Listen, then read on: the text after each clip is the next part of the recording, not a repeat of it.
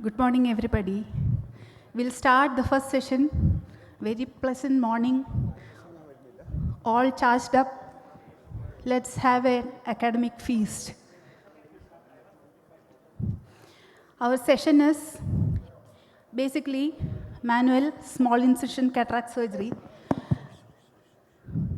My panelists are Dr. Philip Kurula, Dr. N.S.D. Raju, and Dr. Rajesh Shells. Raju sir will be slightly late. We'll start the session. So MSICS, that is manual small incision cataract surgery. Cataract is the leading cause of treatable blindness globally. In India, significant population of mature and hard cataracts are there. MSICS can be performed in any type of cataract with poor resource settings, lesser need for advanced technology, low cost and high volume settings, and the results are comparable with phaco. A brief history, the scleral tunnel incision was introduced in the early 80s. This became the most favored incision technique in the recent past for sutureless small incision non-phaco cataract surgery.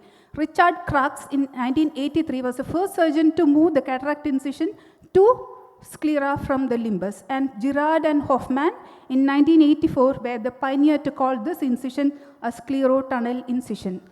Jack A. Singer in 1991 conducted the first frown incision, which is very common, it is very enthusiastically done by all the cataracts SICS surgeon.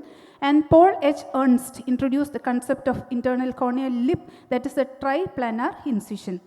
So, shall we start? The first talk is by Dr. Sinumol Tulsidharan. She is a professor in ophthalmology, Government Medical College, Thrissur. She will be talking about wound construction.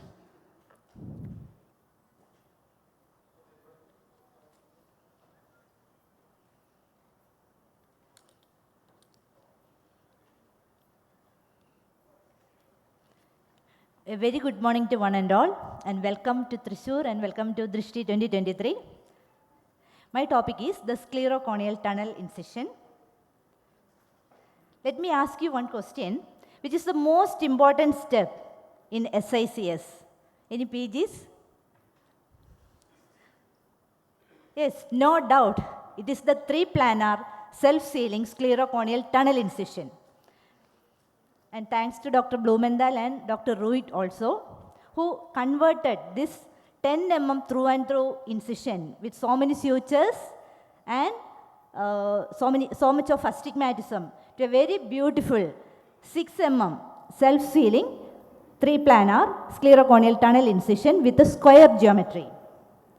So what we expect from tunnel is a smooth delivery of the nucleus, easy implantation of IOL, an airtight, watertight closure at the end of the surgery without any suture, without any astigmatism, and correction of any existing astigmatism, and a crystal clear cornea next day. So how this is possible with this tunnel incision? That is because of this geometric shape, which allows stretching during delivery of the nucleus, and it is self-sealing. And we put a larger internal incision for easy engagement of the nucleus, at the same time a shorter external incision for minimizing astigmatism. And you should know the rule of astigmatism. Astigmatism is directly proportional to the length of the incision. This is for the PGs. So I am telling astigmatism is directly proportional to the length of incision, and it is inversely proportional to the distance from the center of cornea. That means if you are putting an incision close to limbus, your astigmatism will be more. And you should know the concept of astigmatically neutral funnel. This is a funnel-shaped area with 3 mm width at the limbus, and if we are confining our incision to this area, our astigmatism will be minimal. So our goal is to construct a perfect 3-planar self-sealing, astigmatically neutral sclerocorneal tunnel. We will see how to do that. So to master any surgery, we need to divide the surgery into steps and each step into components, and we should master all those. So here I am dividing the sclerocorneal tunnel incision into 3 components, that is external scleral incision, sclerocorneal tunnel, and the internal corneal incision. The first step is the external scleral incision. We can call it as scleral groove. So this is a half thickness scleral incision. So instruments you know, that is number 15 blade, or if you are rich you can use a diamond knife, or we can use the crescent itself, and we need a fixation forceps. We should put the incision 1.5 to 2 millimeter behind the limbus, either superiorly, temporally or supratemporally. Ideal is to put it in the steeper axis. And we usually put 6 mm incision to, if we are having rigid IOL. If you have foldable, you can put a smaller incision. And if you are dealing with a brown cataract, you need to put a larger incision. And depth, this is very important. We should put half scleral thickness, that is 0.3 mm. You should remember the thickness of sclera near the limbus, it is 0.6. So we should put half scleral thickness incision. And these are the different shapes. And I prefer either frown or tower or chevron incision. Beginners can use straight incision. That is for minimizing the astigmatism. The smile incision is having more astigmatism. Now, you can see the video how to put an ideal external scleral incision. You first stabilize the eye at 2 o'clock. During stabilization, you catch and lift, okay? Catch and lift the globe. Draw the mirror image of the limbus for frown incision.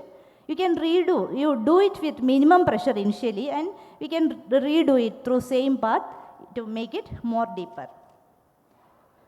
And an ideal scleral groove incision will look like slight gray in color, like this middle picture. So this is slightly gray in color, and there is slight uplift and separation of the groove edges. And we can just insinuate the cutting edge of the crescent blade under its edge. This is very important. If you are doing a deeper incision, it will look like a black because you are nearing the ciliary body, and if it is superficial, it will be just white. Okay? Now, what complication can occur? You can get a full thickness incision. If your pressure is too much, you will cut through the sclera and will reach the ciliary body. And if you are injuring ciliary body, you will have severe bleeding. You should remember, ciliary body is one of the most vascular region of our body. Okay, so here, if there is severe bleeding, you suture that site and shift to the temporal site. Now, the second step, I will say this is the most crucial component of this sclerocorneal tunnel incision. We have to tunnel through half thickness sclera into cornea. So this is our instrument. We must know our instrument. This is crescent blade. It has an angulation of 45 degree, and it has a heel and a cutting edge, and its bevel is up. Bevel up configuration helps to prevent premature entry. So here is the second step. Again, fix the globe. Keep the crescent blade parallel to the globe. Okay? Always the blade should be tangential. So when in the center of the tunnel, you can make it just parallel. Begin tunneling at the central portion and engage the sharp edge of the crescent blade under the edge of the scleral groove, and with a slight wiggling motion, you can note that motion of that blade, slight wiggling motion, and we can tunnel up to 2 millimeter into cornea. So once the middle portion is tunneled, it is easy to extend sideways. So here the movement changes. There is slight, gentle slicing motion sideways to extend tunnel laterally. Now, we have already said creation of a larger internal incision is important because that helps in easy engagement of the nucleus. So we have to create side pockets. So this is again another case. So this is creation of the side pockets.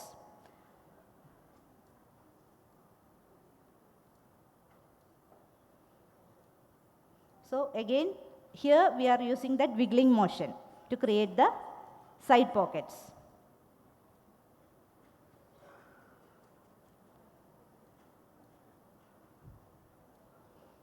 And always check your tunnel for any intervening tissue. Okay, so how will you know whether we are in the correct plane of the tunnel? We can just see the outline of the blade through the sclera. We can just see the outline of the blade. If blade is too much visible, that means your tunnel is superficial. And if there is bulging of the outer tunnel wall, like this, bulging of the outer tunnel wall over the blade, or dimpling of cornea like this, that means your tunnel is again superficial. If blade is not at all visible, your tunnel is deep and you are going to have a premature entry. So complications possible are premature entry, there will be sudden escape of aqueous and softening of globe, iris prolapse, and then buttonholing if your tunnel is very superficial. So in both conditions, you stop dissection, reassess whether we'll have to suture or not suture or shift to temporal side.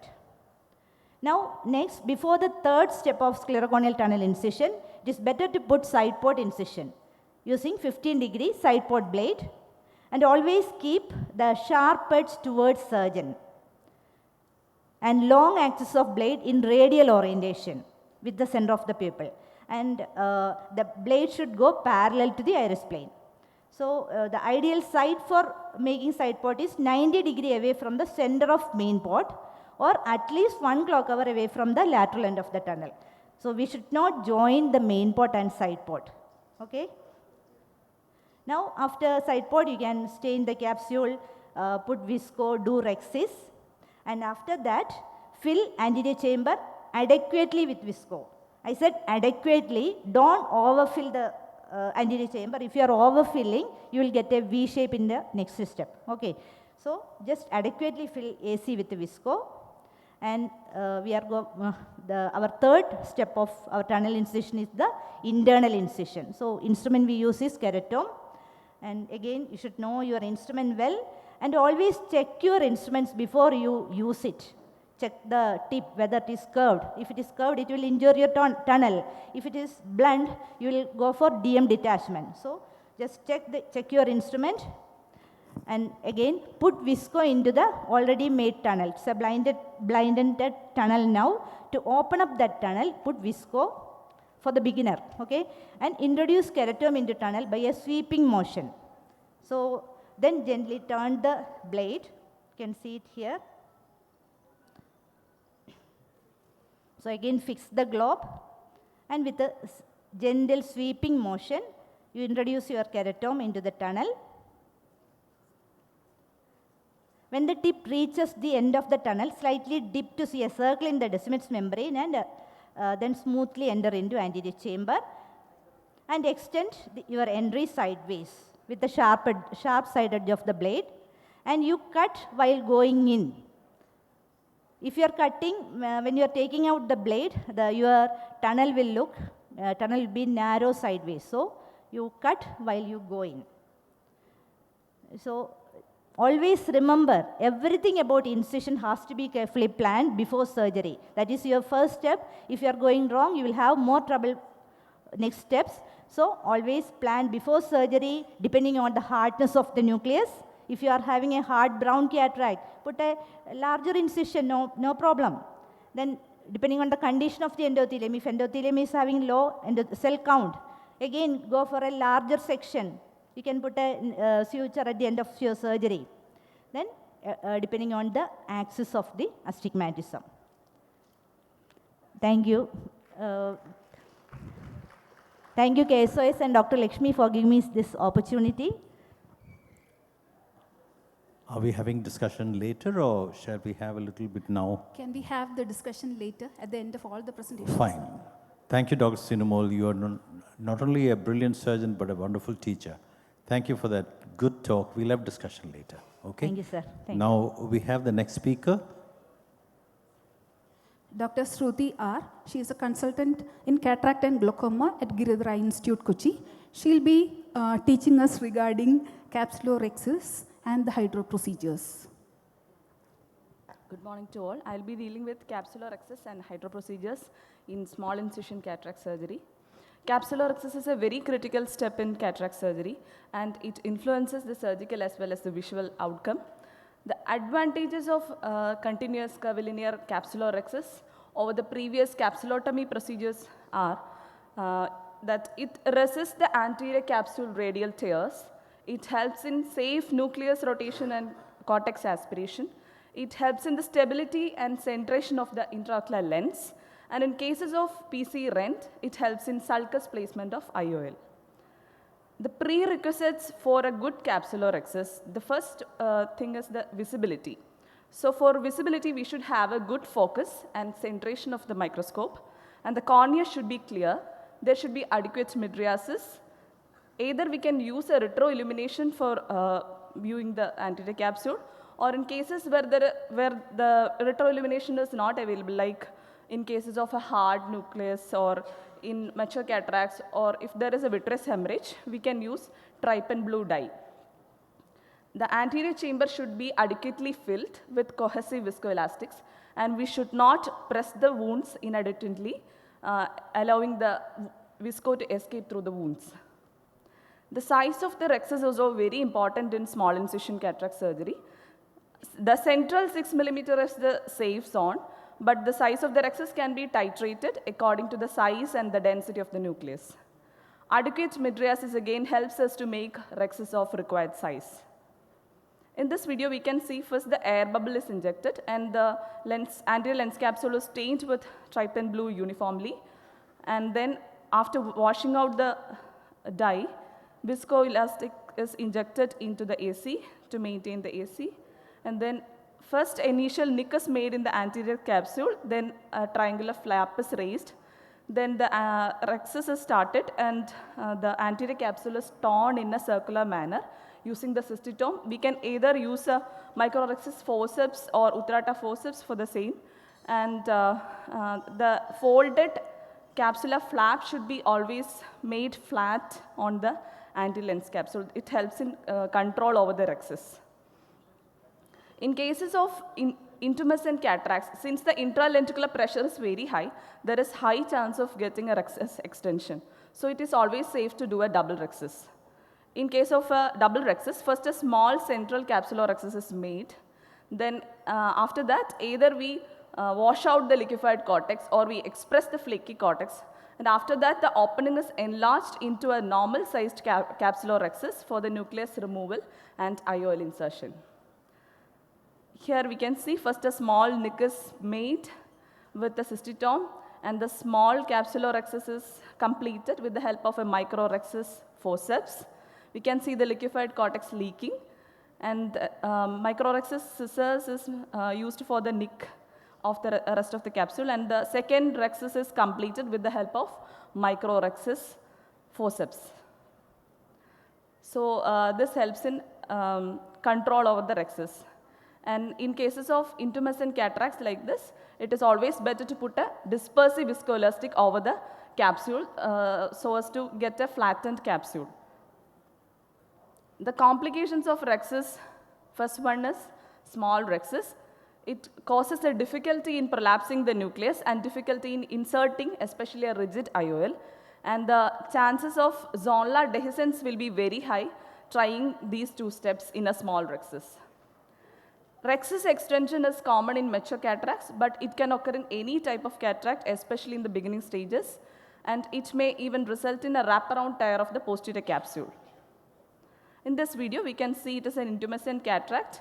On attempting a small rexus with the microrexus forceps itself, the capsule that rexus got extended.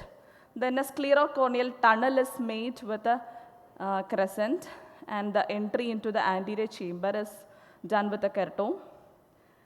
And then a nick is made at the rexus extension point, and the capsular rexus is completed with the help of Uttarata forceps.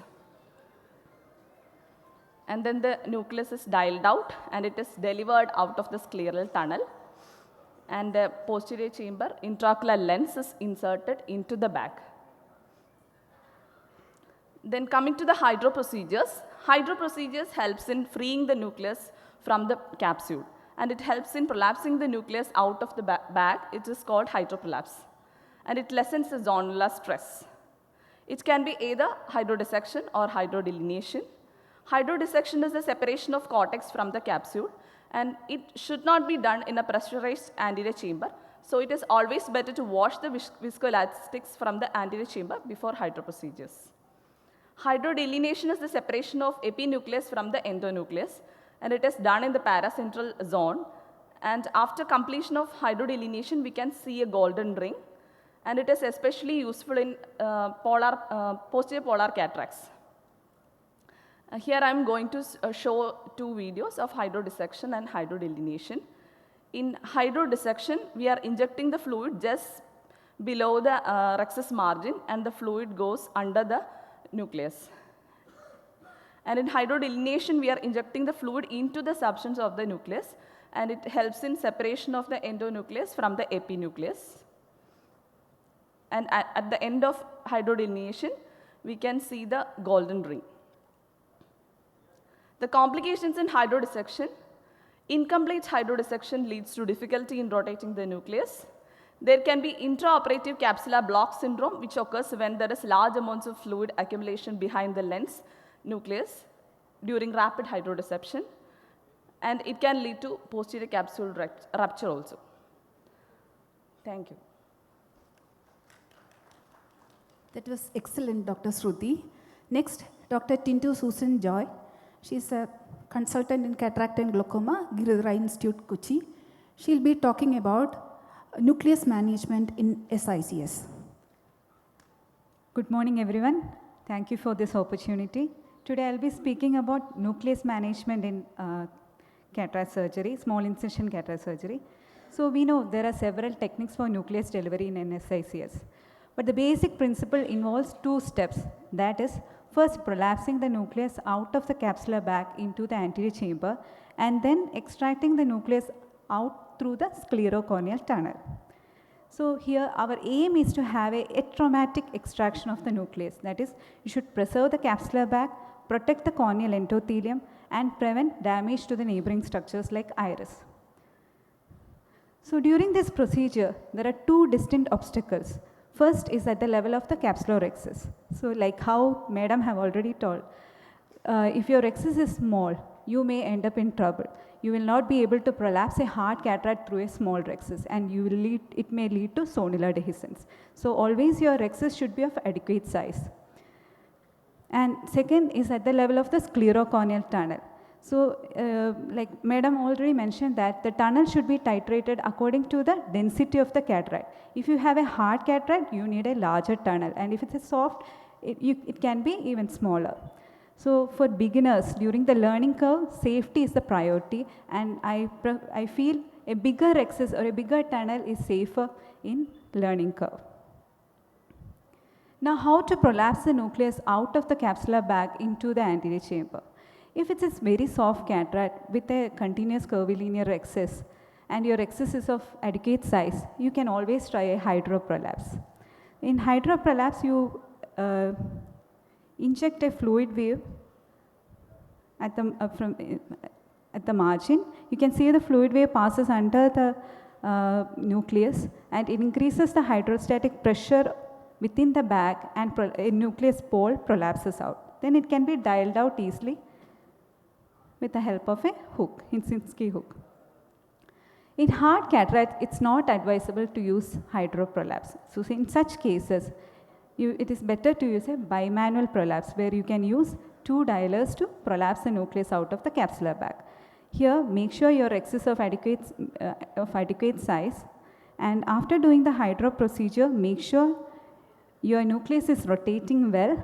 Then with two dialers, that is with one dialer you push the nucleus slightly downward, and with the other dialer you wheel out the nucleus out of the capsular bag into the anterior chamber. And always there should be enough visco in the anterior chamber, or if it's a very hard cataract or if your endothelium is compromised, always use a dispersive viscoelastic. Nucleus delivery, like I have mentioned the names, there are several techniques for delivering the nucleus out of the sclerocorneal tunnel. So all these procedures, the basic principle is you should guide the nucleus towards your wound and then express it out through the sclerocorneal tunnel. So how to guide the nucleus into the tunnel, it depends upon, either you can use hydrostatic pressure as in Blumenthal technique or irrigating wire vectis technique, or you can use visco to increase the pressure in the AC, guide it towards the wound and then prolapse it, or even you can use instruments to guide the nucleus towards the wound. Once it is engaged, once the nucleus is engaged in the tunnel, then you can depress the scleral lip and prolapse it out, still continuing the increased hydrostatic pressure. And in nucleus division technique, you can divide the nucleus in either bisect or trisect the nucleus so that it becomes smaller pieces, and then prolapsing it through a smaller tunnel becomes easier. But it's little more difficult and requires a more learning curve. So I will show some videos. Here, this is a visco expression. It's a very soft cataract. You are injecting the visco above and below the nucleus, and then while still continuing to inject, and you have to press the scleral lip. So easily the nucleus prolapses out through the sclerocorneal tunnel. Always make sure your tunnel is of adequate size before attempting this procedure. This is another video where you can see it's a hard cataract, a slightly bigger nucleus, and the wound was not adequate. So you can see the iris is prolapsing instead of the nucleus. Again and again we are trying to dilate out, it's not coming. So in such cases, it's better to increase the size of your tunnel or use an instrument to deliver the nucleus. Now coming to irrigating viavectis technique, this is a very useful technique. It can be used even in a hard cataract. It's easy to deliver with the irrigating wire techniques. Here the principle is increasing the hydrostatic pressure inside the anterior chamber to deliver the nucleus. So this is a video. Always before doing the nucleus delivery, make sure enough visco is there inside your anterior chamber, coat the endothelium, especially if it's a very hard cataract. So after that, always check the patency of your irrigating vectis. Then with the concave side up, you should, the irrigating vectis should enter into the AC. Once it's advanced below the nucleus, it's better if you can visualize the tip of your irrigating vectis so that it's not engaged, it's not catching hold of your iris. If it catch hold of your iris, it may lead to iridodialysis while prolapsing it out. It may be very difficult to visualize the end of your vectis if it's a very hard cataract, or if the pupil is too small. Sometimes you may catch hold of the iris. That is a complication of this technique.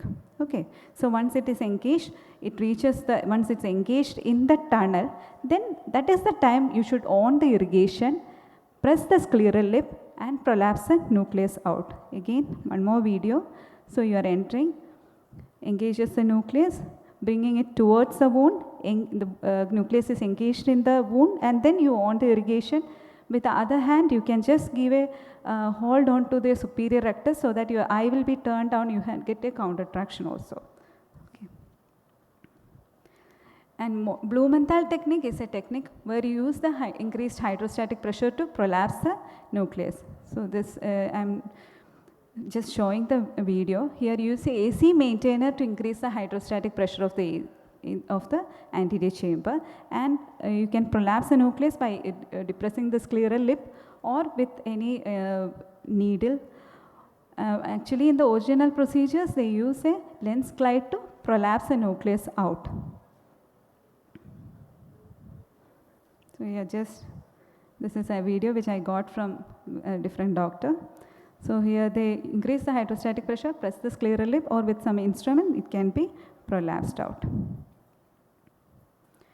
Phaco sandwich technique is also a technique of nucleus delivery. Here you use two instruments to deliver the nucleus, where you can use a vectis and a dialer and sandwich the nucleus in between that, bring it towards the wound and then express it out. So here also make sure there is enough visco in your anterior chamber to prevent damage to your corneal endothelium while delivering the nucleus.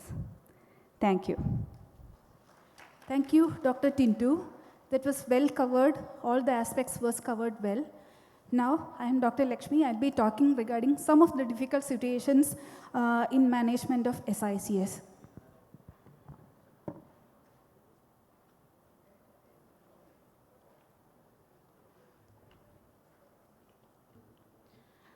All our speakers had been doing excellent jobs.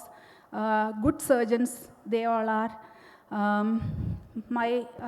Actually, my topic is management, some difficult situations. I'll be just showing some videos, some case scenarios to learn something new. So this is a NS 3 to 4 cataract with a moderate dilatation. The surgeon has stained the capsule well, started with the rexus, and the rexus, as we see, it is quite a bit small. Hydrodissection was done, central area is decompressed, well, very good done. And then again, some AC wash, because there was cortex in the AC, some AC wash had been done, so that a clear view of the rexus is seen. Now again, hydrodissection is done very well. The nucleus has hydroprolapsed. She has kept a visco under the nucleus, and she is dialing, and dialing. See what has happened. She had been dialing the nucleus along with the bag. So it was not hydroprolapse that had happened, it was the nucleus with the bag that had prolapsed up. The nucleus is taken out, and the surgery was completed with an iris glow lens. So the take-home message is that adequate size of rexus is very important. You shouldn't judge the rexus by the pupil size. As already been told, you should judge the pupil size, you should do the rexus according to the type of the cataract and the if you feel that your rexus is small, you can always extend, make it a bit more bigger. Use whatever technique that you can use, like put in gel inside, use a Vanna scissors, make a small nick inside, extend the rexus, or you can go through the side port, make a small nick with a capsulorhexis, micro rexus forceps, and then extend. But your rexus size should be adequate for your nucleus to come out. And the next take-home message is small aliquots of fluid for hydrodissection is very important. You shouldn't just rapidly fill in the bag with the fluid, because it can always lead to capsular block syndrome, capsular bag distension, and can just tear off your PC, and the whole nucleus can go down. So very small aliquots of fluid for hydrodissection is very important. Look for the fluid wave. If there is a retroillumination, you can clearly see the fluid wave coming through under the nucleus. Decompress the center, very important. After all the small aliquots of fluid, or after all the micro fluid that goes in, just decompress the center, especially when the cataract is very hard. And don't fish the nucleus in the vitreous cavity. Next one is a traumatic cataract. We can see the corneal sutures. Traumatic cataract is the one type of cataract that can act very weirdly. This is a cataract, very soft intumescent, because the penetrating injury that has just injured the anterior lens capsule, and it has caused an intumescent cortex into the AC. Incision is done, and we can just see that it has just come out through the Simcoe cannula. See, you can see the rexus there. Cortical cleanup is done. The synechiae are released, and the IOL is placed into the bag. Well done surgery. But in traumatic cataracts, you have to think of so many things. That is, the patient should have a B scan to rule out a PC dehiscence, because once the cortex becomes fluffy, you can't see anything behind. You cannot see the cortex or anything. So B scan is a must before the surgery. Presence of intraocular foreign body should be ruled out. The vitreous, how it is, you have to see that. Stain the capsule well, because once the cortex just comes into the AC and it is fluffy, you can't see the rexus, the capsule at all. So if you have to start a rexus, then there should be something to hold on to complete the rexus. So stain the capsule very well.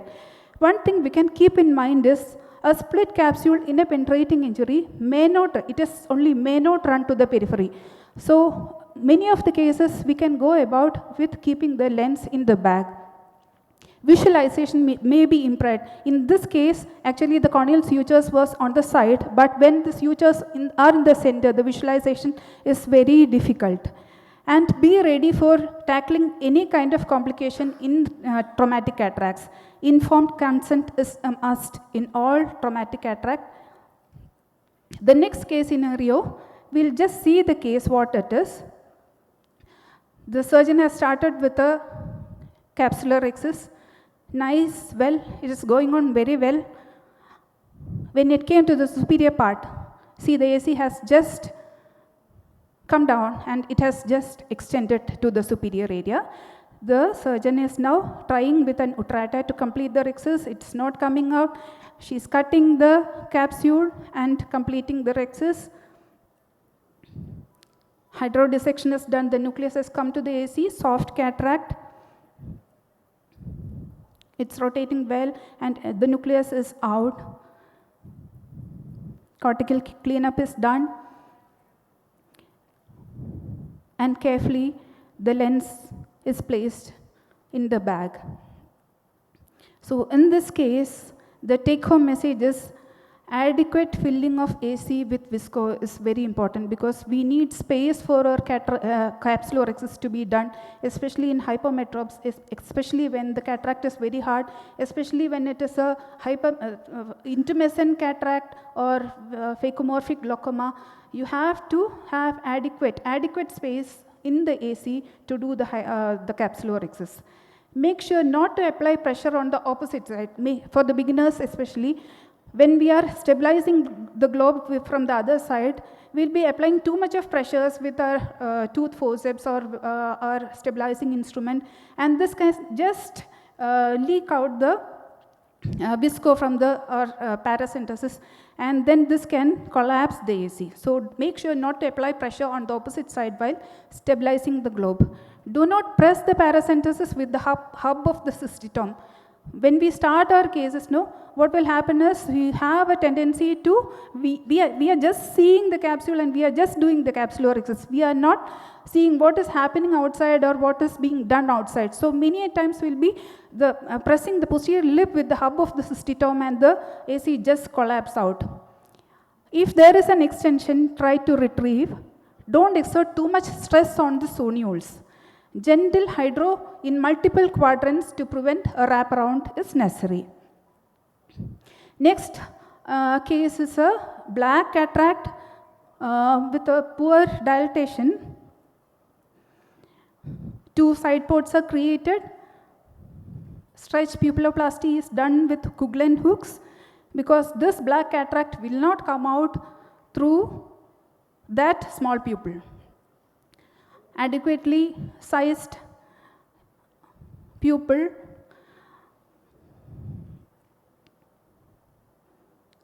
Sorry.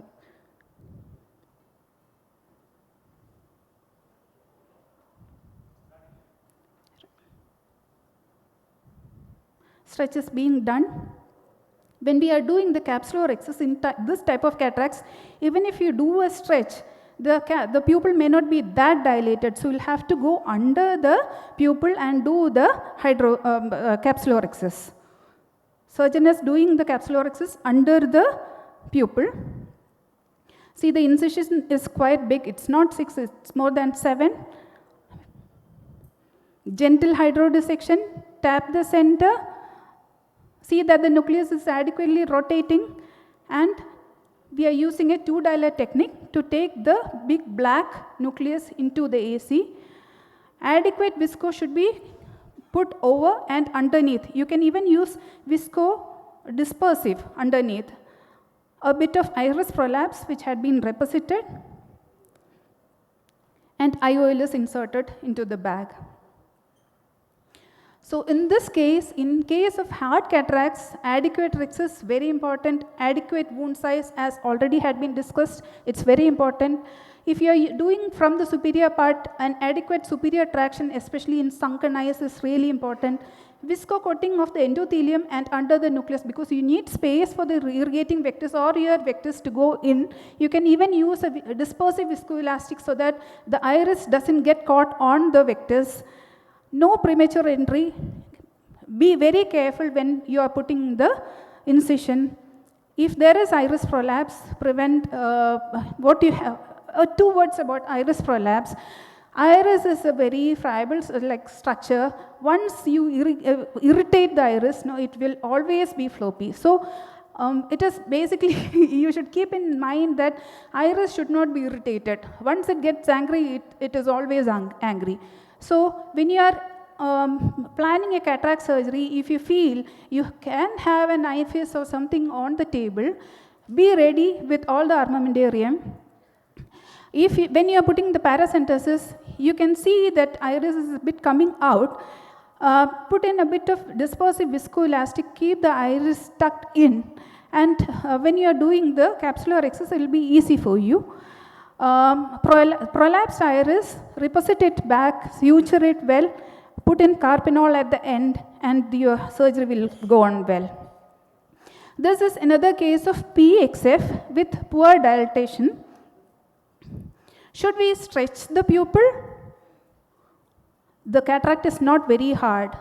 I've started the rhexis, central triangular flap is created. See, the rhexis is going down the pupillary margin. This is very important. So adequately sized rhexis is very important. Don't judge by the pupil. You have to go under. You can just, what you can do is, a small tip that Dr. Sai has taught me is that you can actually see the iris, that the pupil, the capsule going under the iris, and the movement, the wave that can be seen can be judged. The size of the rhexis can be judged from that, and then you can complete the rhexis like that. It is not mandatory that you should stretch all the iris during the surgery. So the take-home message is small pupil SICS is possible. Rhexis should go under the pupillary margin to get an adequate rhexis, cosmetically better pupil post-op. To conclude, every step of surgery is important. From the patient, from the time the patient comes to the OPD, the preparation is done. The surgical management should be in our mind for the particular patient. Surgery is a mind game. Fresh, peaceful mind has more thinking capacity and better presence of mind, adequate sleep, appropriate homework for difficult cases. Anybody can have complications. So don't hesitate to seek help in case of complications. Ultimately, what matters is patient, their satisfaction and their vision. Thank you. Thank you. Thank you very much for that great talk. Can we have some discussion now? Yeah. Going on to the, if you have any questions, please don't hesitate. There are so many mics. Come to the mic and you can ask the question. Raise your hands. Don't hesitate to do that. We want it to be an interactive session. Dr. Sinumol, I would like to ask you to prevent a premature entry and to keep the plane in the correct plane. What are the practical tips for the juniors who want to start? Very good question, sir. I usually advise when you reach, during tunneling, when you reach the limbus, you just put the heel of the blade downwards and put the tip slightly upwards. You know there is an angulation for the crescent blade, 45-degree angulation, and we are tunneling after insinuating that edge of the scleral groove. We are tunneling, and we can see the margins of the blade through the sclera, and we are happy we are in the correct plane. But when you reach the limbal area, you just slightly press down your heel of that blade and slightly upward direction. That will prevent premature entry. But don't go too much superficial. That will go for buttonholing. Right. Anybody else would like to add to that? Premature entry is a big problem. If it happens, then we may not have, difficult to proceed, and we may have to go to another site. Premature entry, actually, as what sir told, it's a real big problem, especially in hard cataracts. Okay, so adequately sizing the depth of the tunnel, that is a thing that needs a lot of learning curve. So when we start from the center, as Madam told, if the tunnel is like not very like deep, you can see, no, if the tunnel is deep, you can see the black ciliary body behind. If you if you just start from the center, and when the tunnel is going on, you can actually see, what you can do is, if the tunnel is very shallow, you can just tilt your this thing, a blade a bit, okay, the blade a bit, so that it becomes adequately sized. And what, as Madam told, just keep it a bit on the curved path. Right. So that'd be Anybody? good. Dr. Chels, would you like to comment on? I would like to comment on fixing the globe. By putting a groove on the left-hand side for the right-handed surgeon, putting a groove or a partial thickness groove on the left hand of the tunnel, we Where can do you have the groove at the limbus? not at the limbus. That groove should not come in the way of tunnel, so that we can hold the globe fix the globe very well. Fix a globe on the tunnel Not the incision, tunnel, or you're no. entirely a separate one? Separate 1 millimeter groove Groove to hold the depth only on the partial, conjunctiva, partial. partial, No. scleral? Scleral. Scleral, okay. So that the tearing off of the conjunctiva is avoided and it looks cosmetically better. Yeah, that's a very good point. We can roll the eyeball down also. Somebody's, yes, sir. There. I'll inaugurate one of these mics for the day. I think there's a lot more into premature entry that has to be mentioned. Like, you can have a premature entry not only at the level of the cornea or the limbus. In fact, premature entry much earlier is what you're scared of. Need not be a hard cataract. It can be a soft cataract. But then you have a premature entry at the level of the scleral tunnel itself, you end up in a huge mess. So there are so many points that have to be, talked about here. How you're visualizing the crescent. It should be something like 2/3 of the scleral thickness that you're going through. If you're seeing the crescent too clearly, the silverish appearance is too clear, that means you're very superficial. You might have a button holding there. If you're too deep, the visualization of the crescent may not be at all there. So you should be just able to see the crescent. That shows that you are somewhere around 2/3 of the depth of the sclera. And then as you proceed, like if you are scared of making a premature entry, why not make the tunnel a little more closer to the limbus? Like instead of Dr. Lakshmi and all were showing SICS tunnels which were very, placed like very much behind, something like almost 2 millimeters behind the limbus. So initial learners of SICS, I would suggest that you put your tunnel a little more closer to the limbus so that, the whole procedure becomes a little a simpler. little more easier. And then you learn how to make a scleral tunnel, and then you proceed to make your tunnel further away from the limbus. The further away from the limbus, your induced astigmatism will be almost nil. So in fact, the kind of tunnel that Lakshmi has shown, she's a very experienced SICS surgeon or a phacosurgeon. So she knows exactly how much of tunnel size and how much distance from the limbus can induce astigmatism. And then if you still have a premature entry, there's still another way. Either you can make your tunnel elsewhere, like you can switch to a new position, like make it temporal if you have already made a head and 12 o'clock tunnel, or you can even make a more superficial kind of tunnel above the one that you have already made. Because if you are going to proceed with the premature entry tunnel, definitely the iris is going to prolapse. You'll have a lot of bleeding. You'll have bleeding into the anterior chamber. You end up in a huge mess. So that is what I would suggest. Either go superficial to that, make it a little more superficial than what you have made the plane.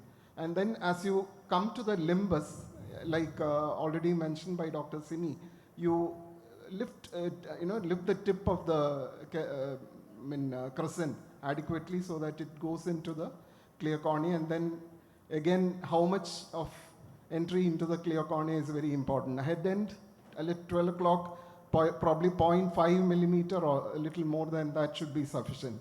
Whereas we are making a temporal incision, you have to go further into the clear cornea. Something like 1 millimeter or slightly more might be required, because the surgical anatomy, if you know, the temporal side, the surgical limbus is shorter. Thank you. Right. Thank you very much for that. I just want to, anybody else would like to comment?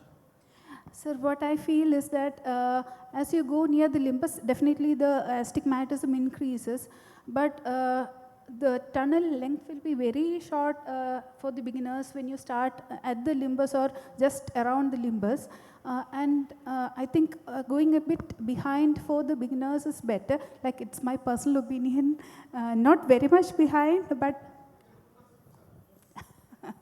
yes, sir.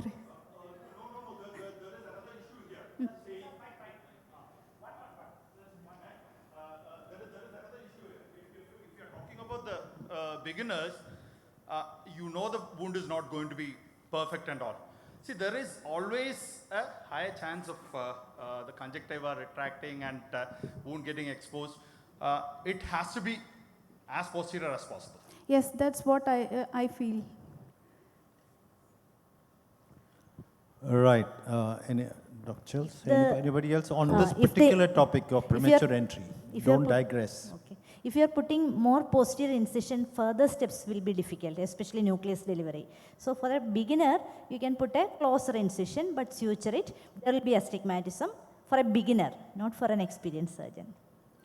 Right. I just want to say two flat practical points. When you make the tunnel, keep the blade flat on the cornea, on the sclera, so that, it should not be, if the sclera is, it is slightly uphill. If the sclera is like that, don't keep it like this or like that. It should be flat on the surface, and usually you're safer. And number two, in my technique, I don't pierce and then cut sideways. I have sweeping movements from the beginning till the end, sideways. That is my personal preference to prevent this. Number three, don't change the company of your crescent blade, because every company, you say bevel down, bevel up, that's okay. But then the sharpness and the angle of beveling and all will be slightly different. So then when you are beginning especially, supposing you're taking it from the company X, keep that kind of blade, because if you change the blade, suddenly you might enter in a premature way. That's not good. Now, second thing is, to prevent astigmatism, what would be, in the beginning of course, there will be a lot of astigmatism. Can you tell two methods, important things to prevent astigmatism? Anybody? I already said you opt for a frown or a tower incision that is confined to the astigmatically neutral zone, and you put your incision 1.5 to 2 millimeter behind the limbus. So there won't be, and always select the steeper axis of already existing astigmatism. Well, as time is getting up, it's only 1 more minute. I just want to encourage you, as you become an expert in the superior incision, try to get into a superolateral incision or a temporal incision. Astigmatism will be very little. Temporal incision, astigmatism is very little, but then if you're scared that the wound is exposed and all that, go on to superolateral incision. Right, and now unfortunately we don't have enough time, but about rhexis, insist on a very good rhexis in the beginning itself. Now, if the rhexis has gone to run away at, let's say, 8 o'clock, will there be any difference in the position of the lens that we keep?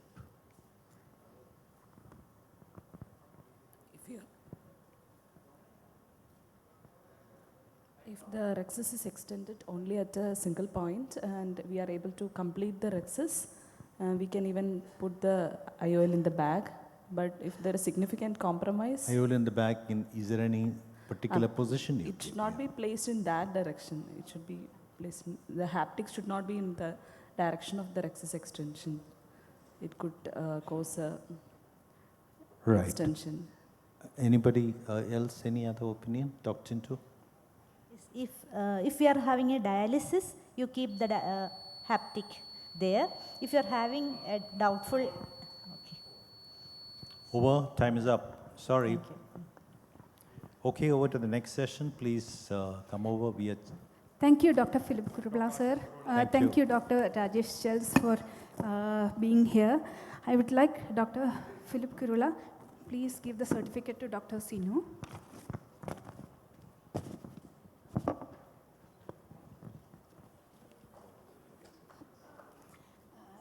Dr. Rajesh Chels, can you please give the certificate to Dr. Shruti? The next session, please come. Dr. Ashish Kurubala.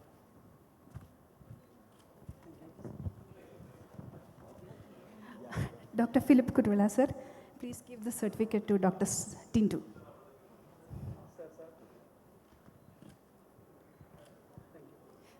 Can you give the certificate to me?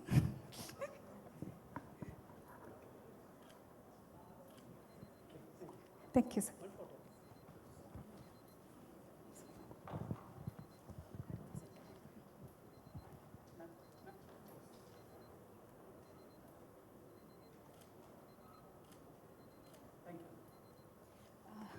One more thing.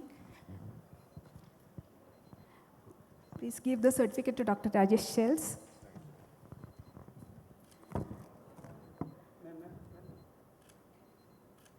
Dr. Sinu will give the certificate to Dr. Philip, sir. Thank you so much for the exciting discussion. Thank you, Dr. Sai, my mentor, my tutor, my guide. Thank you, Dr. Juhi, who has edited the videos. She has given the videos to me, and my fellow panelists and presenters here. Thank you so much for the discussion. Thank you. Wonderful job. Dr. Ashish Kurula, please come and